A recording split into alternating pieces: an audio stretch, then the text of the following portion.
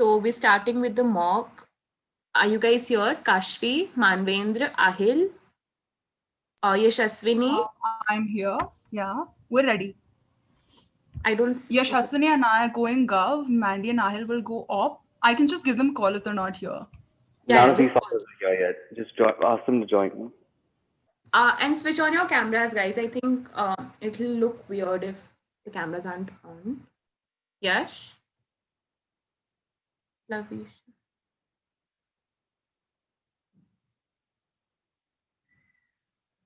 Lavisha, both of the wings are equally good.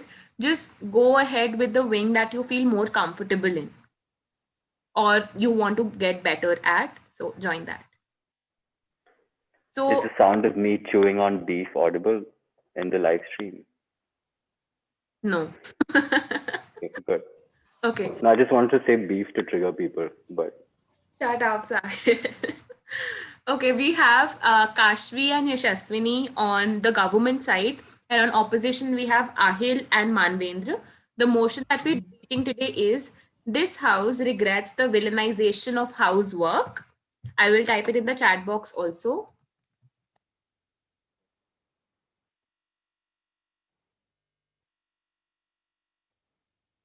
Also, guys, due to some technical issues, we aren't doing the proper Asian parliamentary debating format where there are 3 people on each side of the house. Today, we're doing a modified Asian parliamentary format, which happens at Ramjas and Stephens. It is particularly a format that they've invented with some modification. So what we do is there are 2 people on each side. There's a prime minister, there's a deputy prime minister, there's a leader of opposition and a deputy leader of opposition.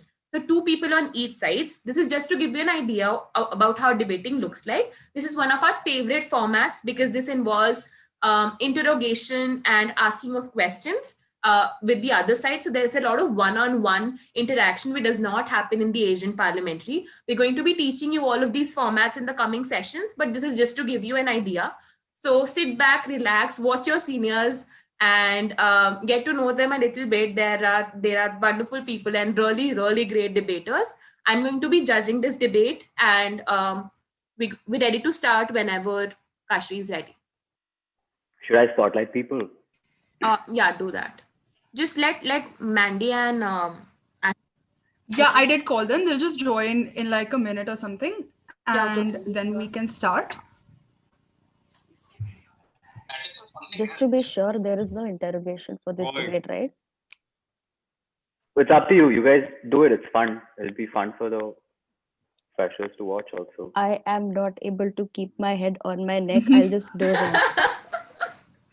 She's on medication. Let's just cut her the slack. Alright. It's okay. So, guys, we're doing Mukherjee Memorial format, which is the format that St. Stephen's College invented, which is just 2 people on each side. Both of them, there will be 2 speeches on each side and reply speeches, no cross questioning, just those speeches. All right, very simple format. Just make sure, yeah. 7-minute long speeches and 4-minute replies. No. Yes, Tiffany. 420. What are you right? saying?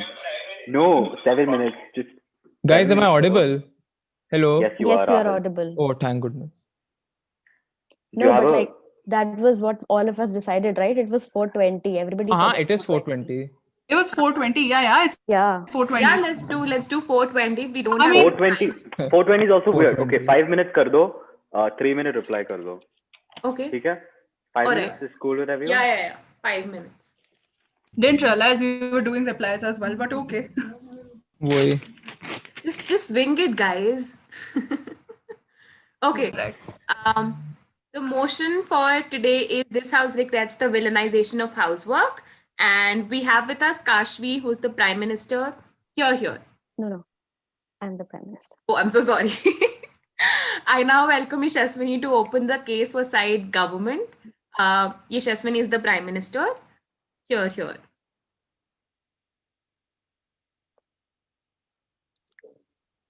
Panel, before we begin this debate, we have to understand that I'm keeping time as a Sahil.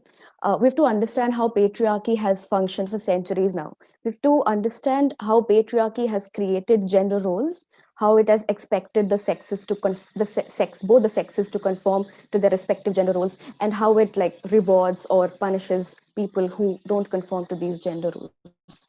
We think that for far too long, men have mm, been made to aspire to certain masculine, aggressive gender roles, and they're supposed to be the provider and protector of the family. They're supposed to be the man of the house, the head of the household. And we think that on the flip side, women are supposed to be meek and docile and feminine, and they're supposed to stay at home and just do household work and give birth to children. We think that this is how patriarchy has functioned so far, and the this is the kind of work that women have been doing, that women and men have been expected to do for a very long time. um, in that regard, we think that despite this kind of an arrangement, these masculine traits are pedestalized over the feminine ones. Even if women conform to their own gender roles, they will still not be as good as men who conform to these aggressive gender roles. We think that women for a very long time, consciously or unconsciously, through manufactured consent or through their actual choice, have performed a very important task of taking care of their children, of taking care of the house. And we think that the labor, the effort, and the love that they put into it is extremely, extremely valuable. In that regard, what is this debate about? We think that this debate is about acknowledging all the work that they have done, and the work that millions of women still do for their family, for their house, and the amount of effort that it takes to get up early every morning to make breakfast for everybody, to cook meals, to clean the house, and to take care of their children and make sure that the house remains in a smooth functioning condition. We think that if you villainize housework, you completely like leave women who either do these things out of choice or are made to do these things out of the loop, and you like disregard all the effort and all the love that they put into doing what they have been doing. A clarification before we move forward in this debate: at no point do we think that women should not be encouraged to pursue career. We think that they should have career ambitions, and we think that they should be as free as men to pursue their career goals and dreams. But we think that so many women who don't come from liberal families, who don't have the kind of education or the kind of exposure or the kind of like social and familial conditions where they can potentially go and pursue these dreams. We think that they're the ones who will be villainized by side oppositions. They're the ones who will be completely left out of the loop. And what happens is that only the privileged women who come from like superior economic conditions, who've had the luck to be born in liberal families, are the only ones who are finally able to break the glass ceiling and become like important, like professional women, like important women who excel in professional fields. We think that when you do that, the feminist movement acknowledges only the one kind of work that a certain section of women is able to do, owing to their privilege and owing to the position that they've occupied in society so far. And you villainize the other set of women completely, and you villainize not just a set of women, but a set of characteristics that is embodied by a lot of women, that might be embodied, that can you further rigidify so many gender roles. Because if you villainize housework in and of itself, we think that you also close the avenue of men aspiring to this housework, of men aspiring to be doting fathers, of men aspiring to be stay-at-home husbands. We think that that becomes an extremely big problem, and that further like makes the gender roles more and more rigid, and that creates the binary between feminine and masculine. It takes the binary between feminine and masculine traits even further, which on our side of the house is extremely, extremely problematic. We think that what is it that we visualize on our side of the house? To be stay-at-home moms, or women who have to be stay-at-home moms for a certain reason, are also like just as respected as women who choose to have career ambitions. And we think that that's the kind of feminism that we visualize in our side of the house. And with that, we're very proud to propose.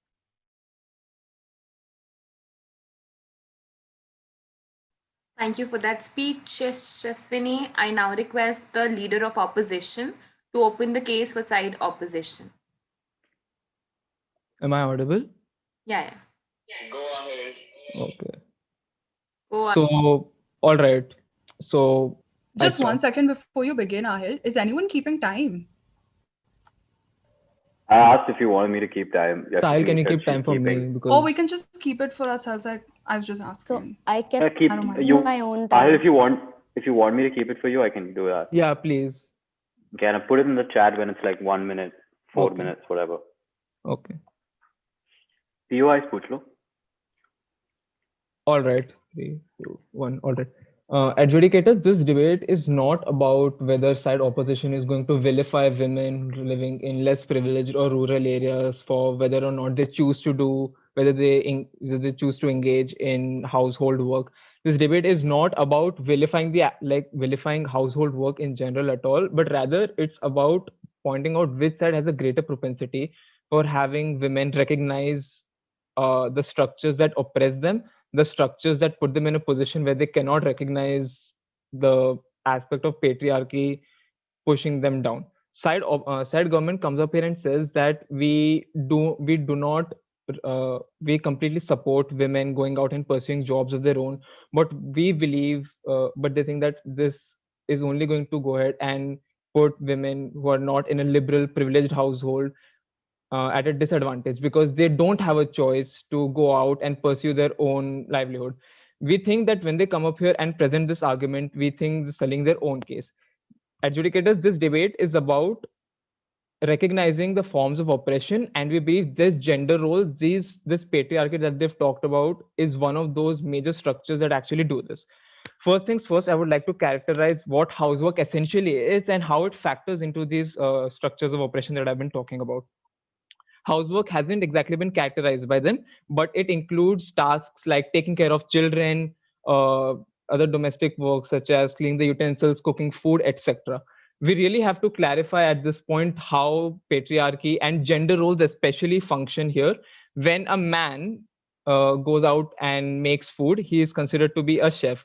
However, when a woman does the same at a household in a household setting, she is considered to be a cook. We consider this to be an extreme dichotomy that hasn't exactly been pointed out to them, and this is a byproduct of the patriarchal structure that exists in society.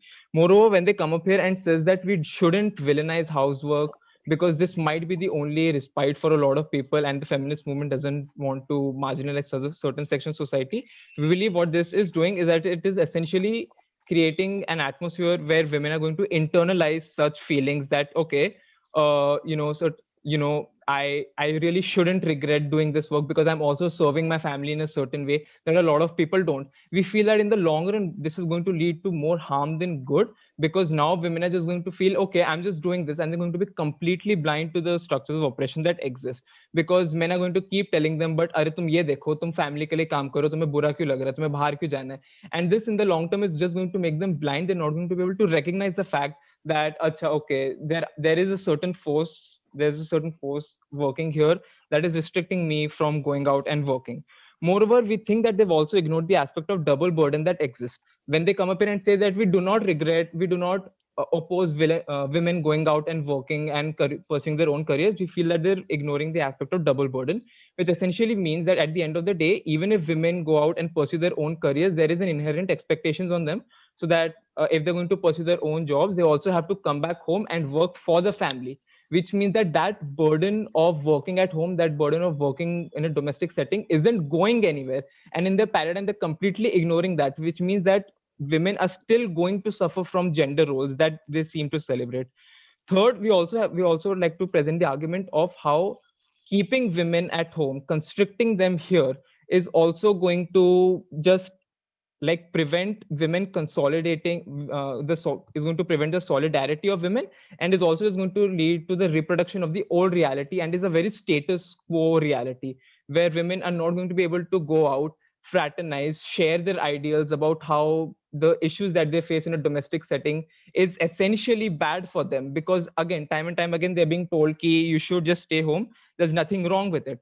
Moreover, their argument about how moreover, their argument about how only privileged women will be supported in a paradigm, we don't think this works, mostly because invisibilization is also happening on their end. It's not just exclusive on our side, and we don't think this is something that they can argue exclusively about, because as we've talked about this so far, domestic household work isn't necessarily supporting women, and we've said that our case is all about putting women in a position where they can recognize the structures of oppression that are putting them down, and not even like rendering them blind to the reality of what is oppressing them and what is not oppressing them. Thank you.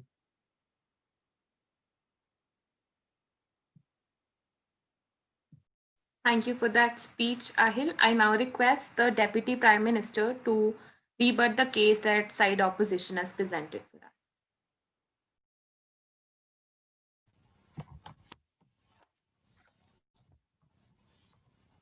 us. I'll keep time for myself, Sahil. You don't need to do it. All right, panel. First things first.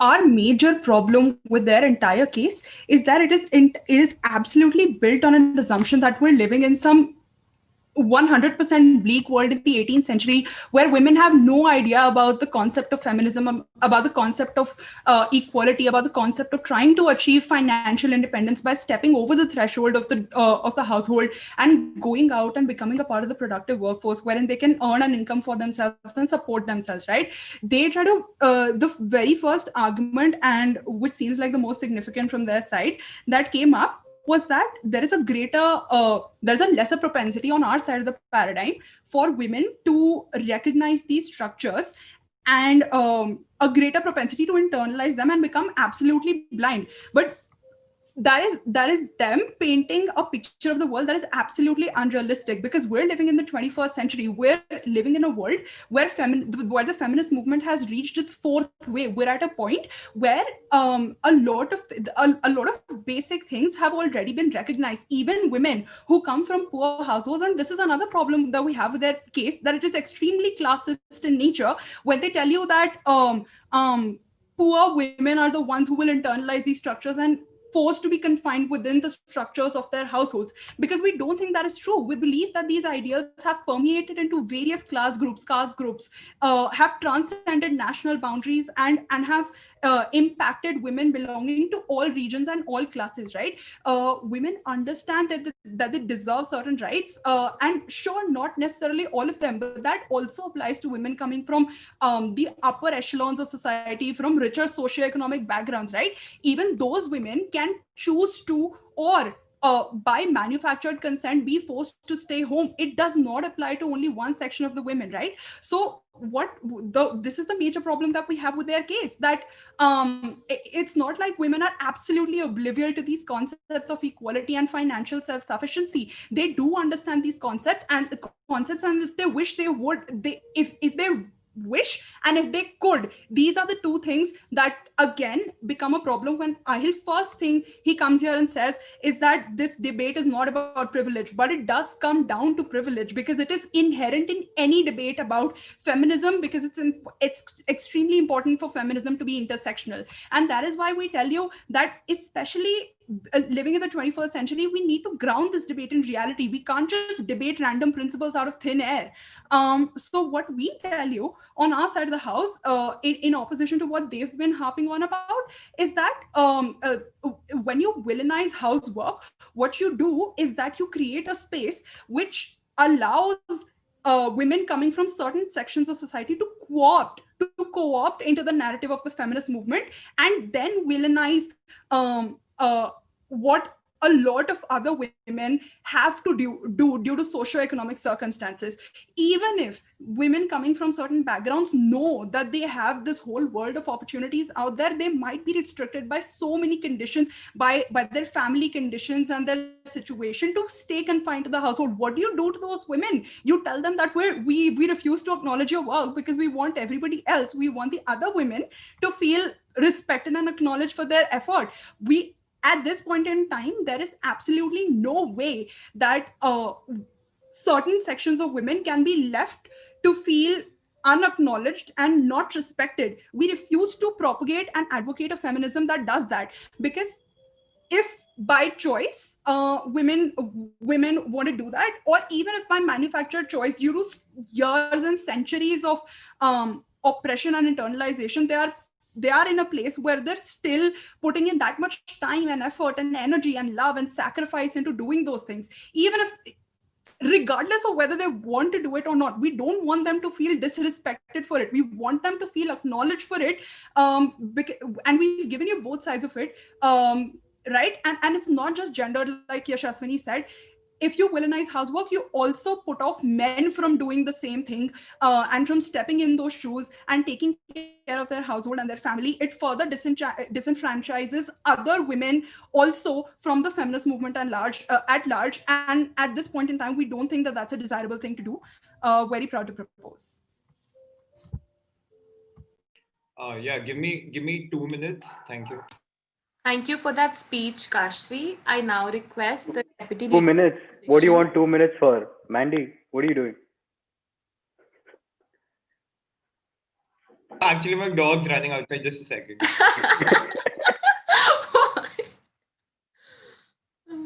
Guys, Mandy's dog is running outside. He's joining us shortly. Great speech, Kashvi.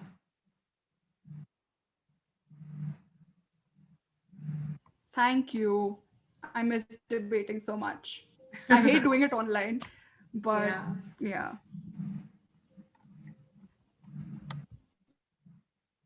Arey, you just look at the YouTube chat, no?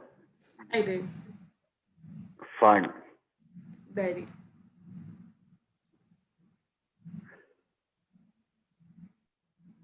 Feminism module is going to be very interesting. Hi.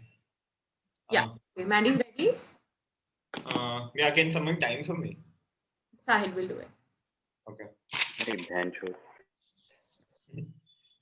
Sorry, Sahil. Oh, that's it.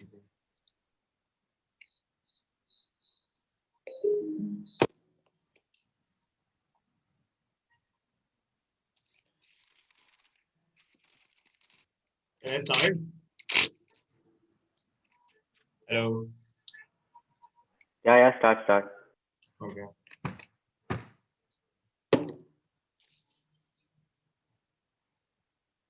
Kashvi, please POI पूछ लेना. Yeah, Yashaswini, whoever. POI कौन से मैंने cap पे 2.5. Mandy, chill. Okay, I'm starting. When ये भी confined. बता दो क्या पूछूं. Sorry.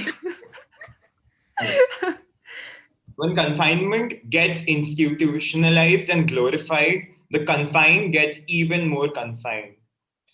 Panel, let's look at the idealistic world that the side proposition seems to be living in.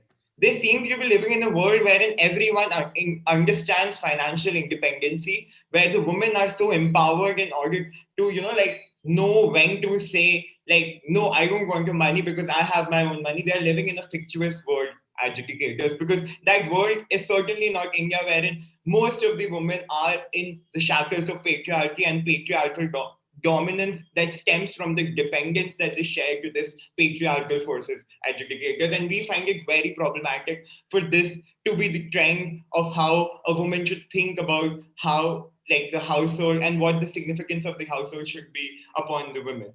Panel, Ahil talks to you about 2-3 things like Magpie, right? Firstly, he talks to you about how on our side of the house there is a more greater propensity for women from all across the stratas to recognize how household is inhibiting them, how household and the activities around that revolve around the household are restricting them in many ways that the patriarchal forces wants them to get restricted by. Panel, in that, we tell you about 2 things. Firstly, feminism is intersectional, panel. When Kashvi tells you that people have the notion of financial independence, please notice that people who are दोनों जगह काम करके पढ़ना में society, the upper classes of the society. Only these people have the idea of financial independence, wherein people at the bottom most sections of the society, people who are marginalized, people who are vulnerable, people who are just normal, like living in the, like India is 86% people who are living under the below poverty line, educators. We are talking about these people. We tell you that these people won't ever have the propensity to recognize that there is something wrong when the husband is telling you to stay at the home. And we tell you this will happen because the husband will start to glorify the housework. The Mandy, POI. I just take it. The husband will start to carry his wife as to how this is great. You are doing a great job. And that's And the what compulsory POI. oh yeah. And that's what restricts people to their household. Yeah. Okay. So, if you're talking about women belonging to low income families, do you realize that in those families, women actually have a greater propensity to do work because they have to supplement the family's income, and therefore they do enjoy greater independence and understand those values on a ground level, which is not theoretical but practical. Okay. So let's look at what they're trying to say. They're trying to say that the people who are at the bottom echelons of the society, they have to work because they won't be able to feed themselves. So educators, here's when the ahil, like say double burden comes into being. Now this woman has to do the household work, has to do it perfectly fine because she is also glorified for that household work, go outside, come back, earn, do that work, and come back again inside the household and do the work because she is glorified and she's constantly being told, this is your job, this is your job. And we feel that's where the problem begins. Now we tell you 3 harms that they fail to counter because I'll mention it to you in his first speech. Firstly, it's about how there will stem a lack of solidarity, a lack of collective action within this feminist movement as soon as we like take this in. This will stem Mandy, as POI. no, not taking. This will stem because people in, like, say, households will start restricting themselves to the households. They won't be able to socialize. They won't be able to talk within themselves because they will be restricted to their own selective realities. These realities that are being produced, that are being reproduced every day on a repetitive basis. These people won't able to, like, say, go out and like see and learn from each other, and we feel that is a problem because feminist movement, like, by its inception has faced this problem wherein the people, and like feminist movement has been like very different from class movements like caste movement because they don't have, like, say, similar histories that they can resound with, and we feel this will increase as soon as we start supporting women staying in households because there will also like lead to women internalizing and women thinking it's fine for them to be in the household, and we feel this will like this will affect the lower echelons of the society the most. Now the second problem we have with their case, educators, the second problem that we have with their case is that they seem to miss the point when we tell them that household work ain't glorified in the society because household work is seen as reproducing the realities that have already been created. Why do people say celebrate wars but don't celebrate the birth as much as they do? They do that because they feel that the reality is changing. They feel something is happening. And as soon as we say it's fine for women to stay in the household, we are restricting this woman, alienating this woman from, like, say, actually going out there and constructing a reality and a thing for herself because she won't ever be, like, say, valued in the household. Who has ever seen a statue of, like, say, a mother somewhere in the history of the mankind? That doesn't happen because people just see this as repetitive household tasks that's happening and they don't see it as something that is actually important. Thank you so much, and I rest my case. Thank you, Mandy, for that speech. I now request Ahil to summarize the case for side opposition with his reply speech. All right, thank you so much. First off, it's very clear that side government had absolutely your no video, on replies video. to our. It's very clear that side government had absolutely no rebuttals to our arguments, seeing as how Kashfi kept raising POIs in order to actually rebut our arguments in Mandy's speech. Secondly, it's ironic that the side that's actually arguing for feminist intersectionalism is actually the same one that is also just prioritizing, assuming blatantly that everyone knows about feminism all over the world, just assuming that the 18-year-old housewife living in a hut in Haryana also knows about the feminist movement and the fourth wave that she's currently going through.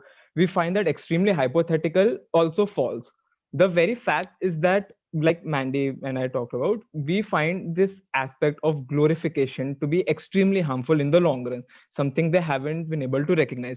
The fact that you're going on ahead and talking about that, we don't want to villainize housework because that is the only way many women can actually support their families, and we feel that's a very good thing.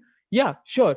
But the fact that you're also going to continue that mindset for a very long time, telling people that bilkul badhiya jo tum karo, don't give your operation any second thought, that's perfectly fine.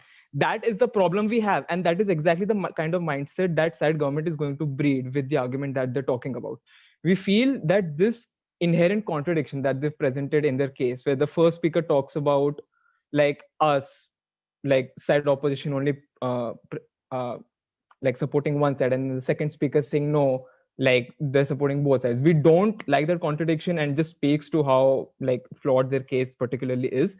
Moreover, as Manvinder talked about, we do not find the fact that the side has any concrete benefits that they presented to you. At max, they presented to you a rhetoric that support women in whatever way and form they work, because that is the right thing to do. And for most part, we're like okay with that. But the problem lies in the long run. We don't think that when you tell women that stay at home, because that is like, we don't care, that is one way of supporting a family, that is extremely harmful to them and the feminist movement in general in the long run. Moreover, Manvinder also talked about the idea of solidarity and going out and interacting with other women. I talked about this. Women who don't go out, women who are constricted to the domestic sphere, will not be able to go out, voice the grievances about what goes on in the domestic sphere.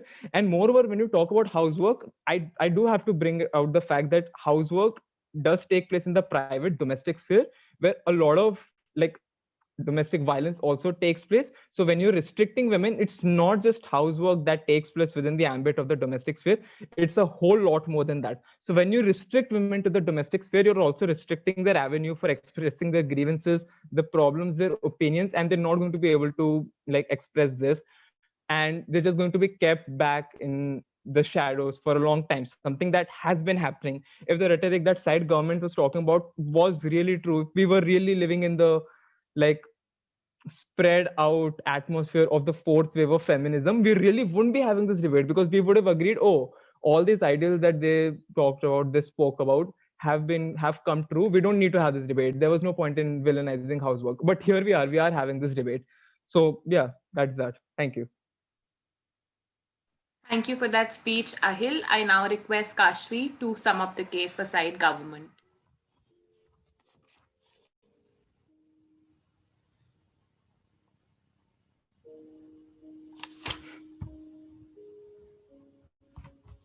Why do I hear elevator music in the background? Yeah, I'm in a hotel room. Is it too loud?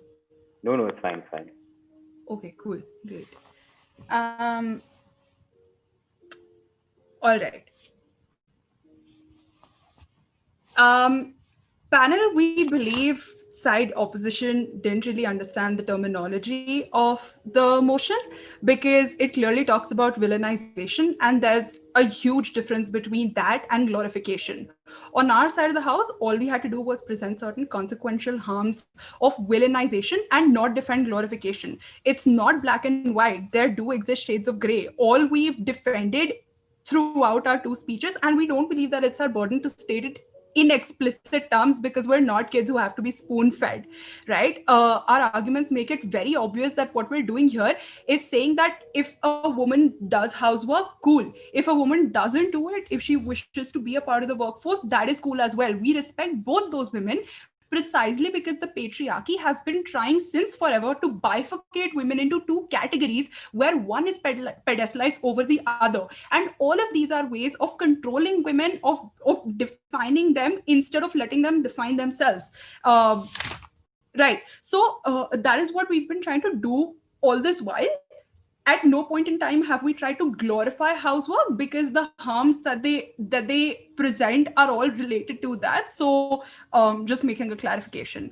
On On the other side of things, they tell you that there will be certain inherent expectations on women to still like continue to do work, and they will internalize that, because if they're told constantly that, you know what, just do it, and they'll feel like it's good enough, they will continue to be relegated to that position of subordination within the private sphere of the household, right?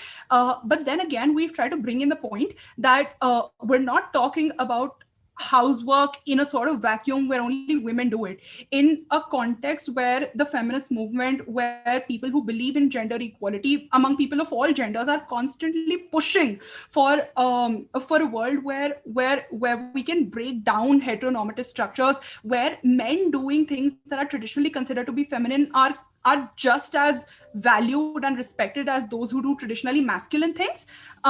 We believe that we want to, we want that kind of world to exist, and we want to assert that it is okay for men to also do housework. We don't want this debate, the ambit of this debate, to only be limited to the either the glorification or the vilification of housework done by only women, right?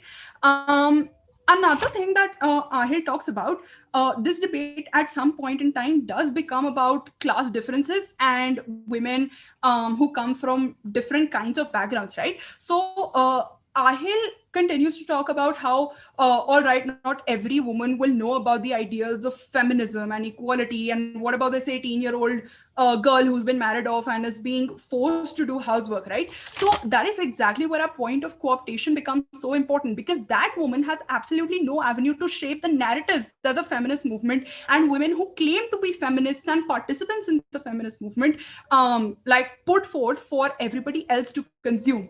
At that point in time, it becomes extremely crucial for women who come from these particular families, for women who are very vocal about the feminist movement, who are like active participants in the feminist movement, and it's the discourse that surrounds it. At that point in time, it becomes crucial for those women to acknowledge that housework is something that should not be villainized, because there are so many women who A, do it by choice, or B, are confined by certain structures and might be happy to do it like that. So yeah, we don't think that our case was rhetoric. We believe that their case was a very utopian ideal of their paradigm, and painting a very bleak picture of the model that we tried to present, which was indeed grounded in reality and had practical implications associated with it. Very, very proud to propose. Thank you for your speeches, everyone. With that, we come to the end of this mock debate. I will take about 3 minutes to prepare my feedback. Meantime, all of you guys in the chat box can write down who do you think wins, in your opinion, and we can have a discussion on it, a very short discussion while I prepare my feedback and give it to everybody else. Yeah, you can prepare the feedback. I'll just see what the consensus is. It'll take some while though, visible lag.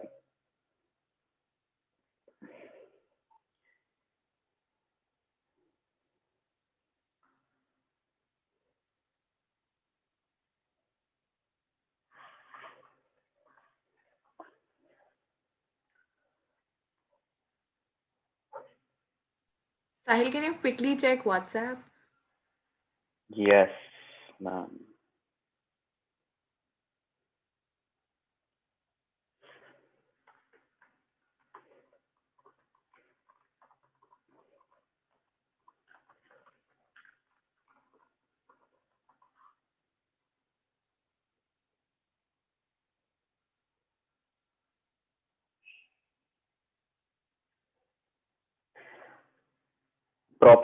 Proposition. So far, two people have said it. Nice. The opposition is pretty aggressive. Yeah, Ahil.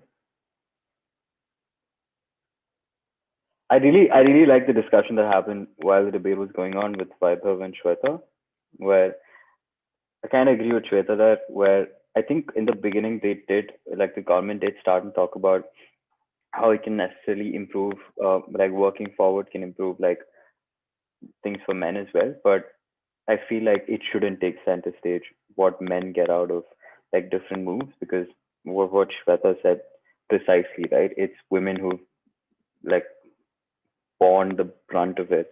Um, the like problems with patriarchy were faced primarily by women. So I think in a debate like this, it's perfectly okay for them to take center stage, women's issues, the resolutions for women to take center stage in this debate. And I think opposition Mandy and Ahil Bhai. They're already calling him Mandy. Okay. I will start feedback. Is everybody ready?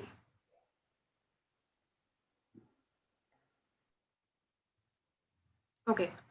I will start with my feedback. I gave it to side opposition on a very close margin of victory. I don't think this was a very like a very good debate in terms of the arguments. It was also extremely bottom heavy. The content which came up in your reply speeches should have come up in your first speeches. I think a lot of your matter came very, very late for me to buy. Ahil and Kashvi, your reply speeches were excellent and they were much better than the speeches you gave as DPM and DLO. So make sure you push the matter while you're debating this. Now, primarily why I gave it to opposition is because of the assumption that you took on your side of the house that all women are equally aware about their rights and the way feminism is working, about what is equality, about what things they should be doing. I think that was a major burden that you took upon yourself, and at no point of time can you prove that.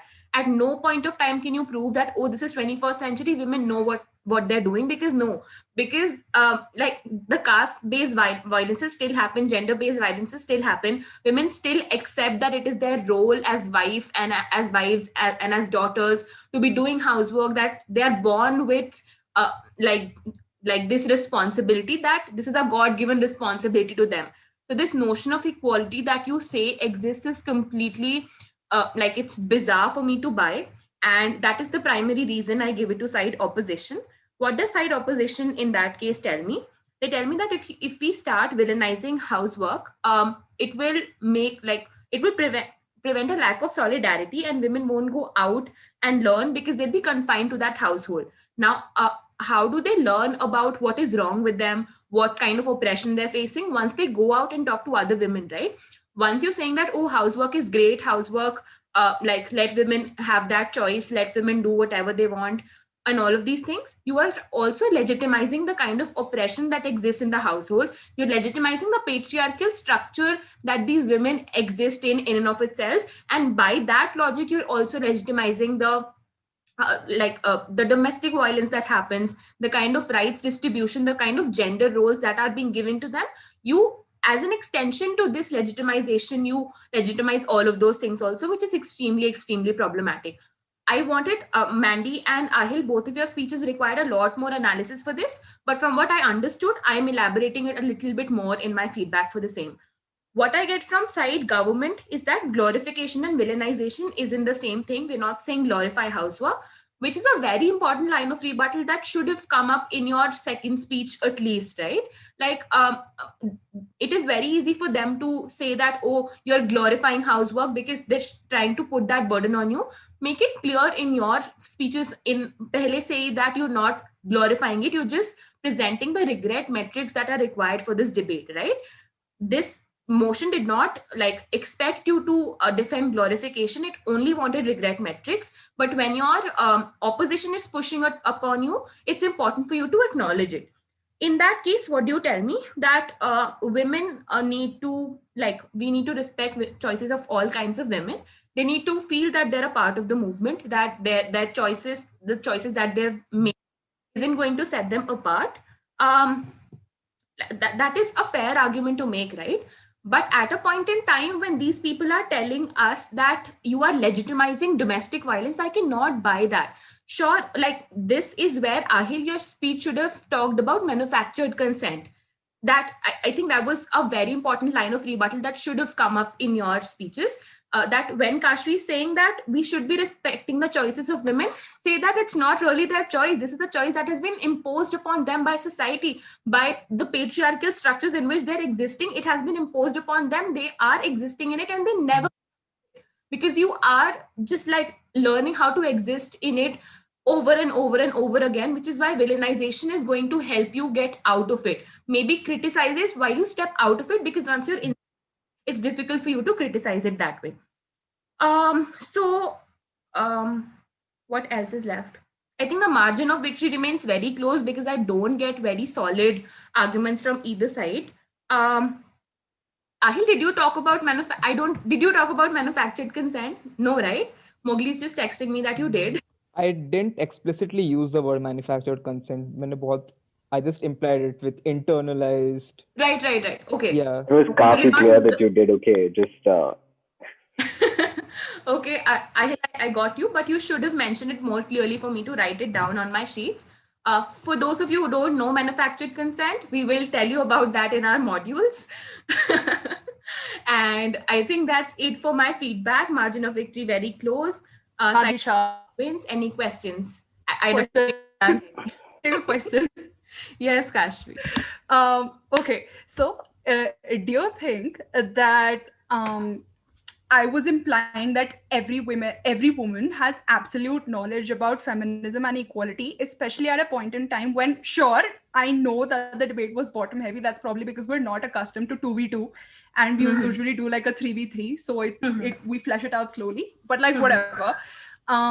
Okay, but if you're looking at the case as a whole, and even later on in my speeches, if I'm talking about how that same 18-year-old girl who doesn't know about this whole concept, like Ahil mentioned, her only source of like information and stuff is interaction with other women, right? And at that point in time, the whole thing about cooptation of the narrative comes in when, if the women who are like active proponents of feminism are disregarding housework, then they're also putting her in a position to feel like, like very unacknowledged and not respected for something that she's in a position not to break out of.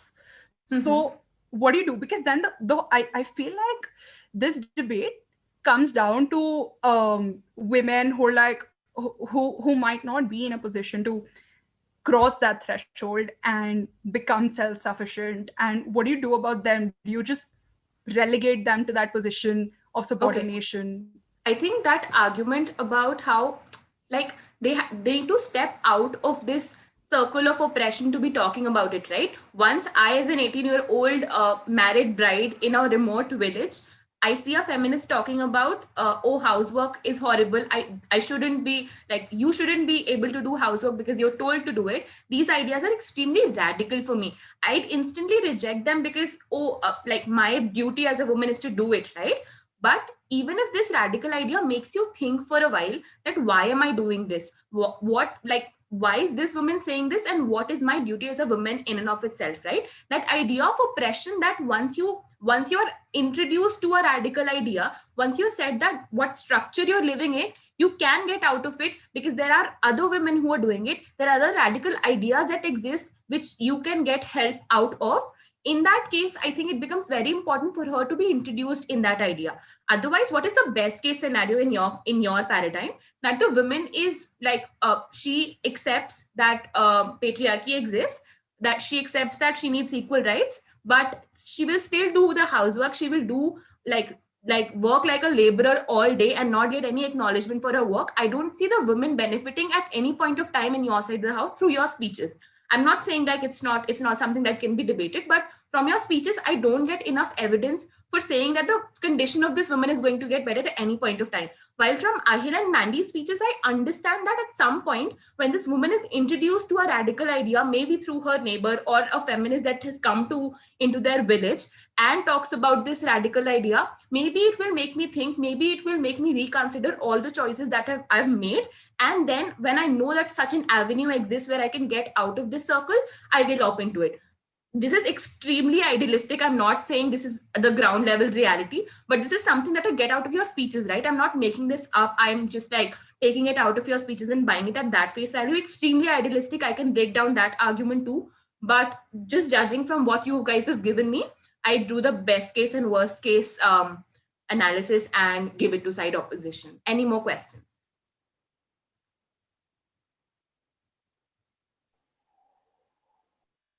Sahil, I think Kash, don't have any. yeah, Kashi has a lot of fans now, dude. Yeah. I saw the YouTube chat. Yeah. Yeah. So cute. Thank you. All right, guys.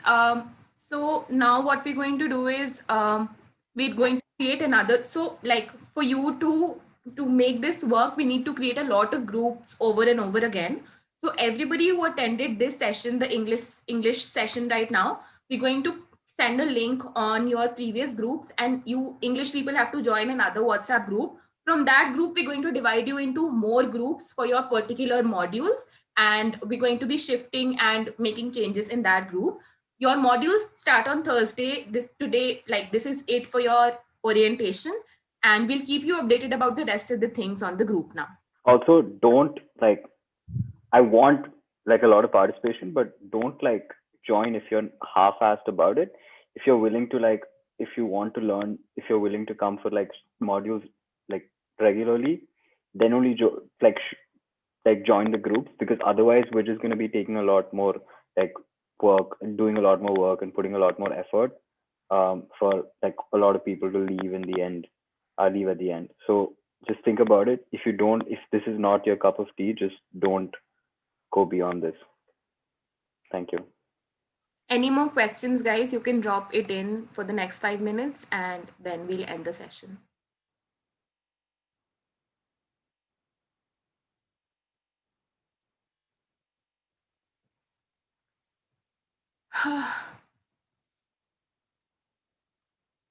I think we'll take the discussion forward now on WhatsApp groups and end this meeting. It's been a while. Yeah, works. We'll just wait for a bit because I think they just got like, Oh, right. because of the 20-second.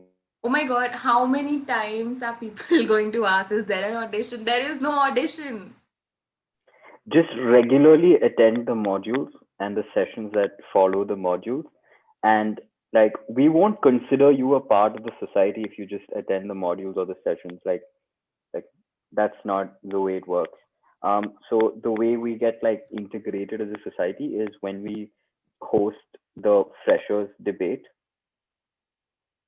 But since we don't have it, like a couple of months into it is when you guys will properly get integrated.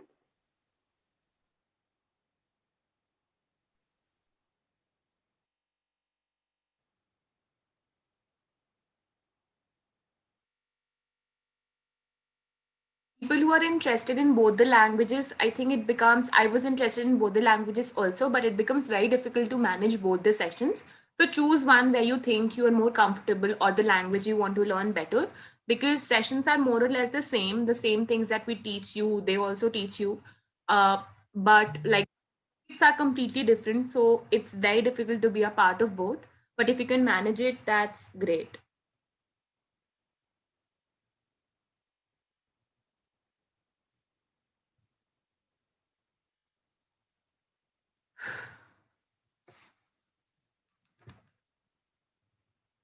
All right, I think that's it. Thank you guys for showing up. We'll keep you posted on the WhatsApp groups, and I'll end the meeting now. Thank you. I think there's a lag there, no? So I'm still speaking on. Yeah, but even if I end it now, they'll still get everything. Oh, right. Cool. Thanks. Bye bye. Bye.